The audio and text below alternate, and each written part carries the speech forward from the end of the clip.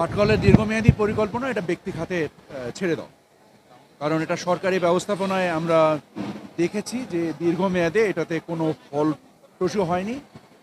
পুঞ্জীভূত বহু হাজার কোটি টাকার যে লোকসান, এই লোকসান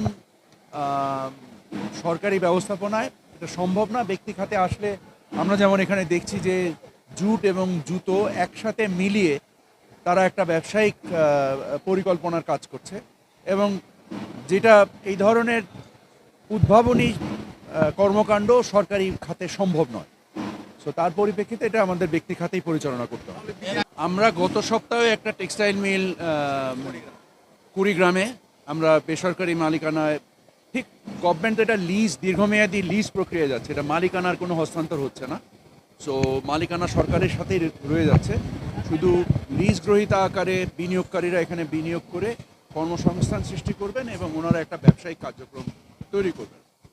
এবং আমরা জুট মিল সম্ভবত এই সপ্তাহে আমরা আরও 3টে ব্যক্তি খাতে লিজ হস্তান্তর প্রক্রিয়া সম্পন্ন করব বলে আশা করছি। আপনারা এখানে দেখতে পাচ্ছেন যে এখানে শুধু জুট মিলের বিনিয়োগকারী শুধু জুট মিল নিয়ে চিন্তা করেননি, ওনারা জুট এবং জুতো দুটোকে একসাথে করে কাজ করছেন।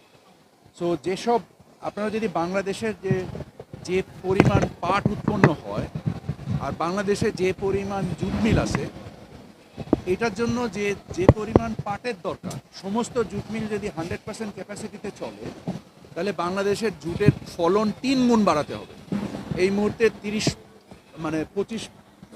এই মুহূর্তে বাংলাদেশে প্রায় 12 লক্ষ টন পাট উৎপন্ন হয়।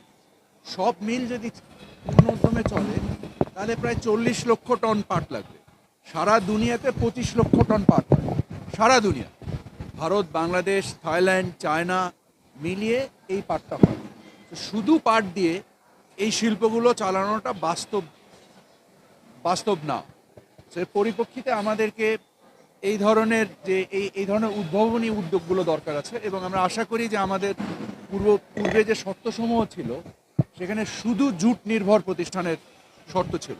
তা আমরা শর্তগুলোকে এখন আবার রিভিজিট করছি এবং আমরা নতুন করে শর্তগুলোকে আমরা আরও রিল্যাক্স করছি, যার ফলে বিনিয়োগ এবং উদ্যোগীরাও আগ্রহী হয়।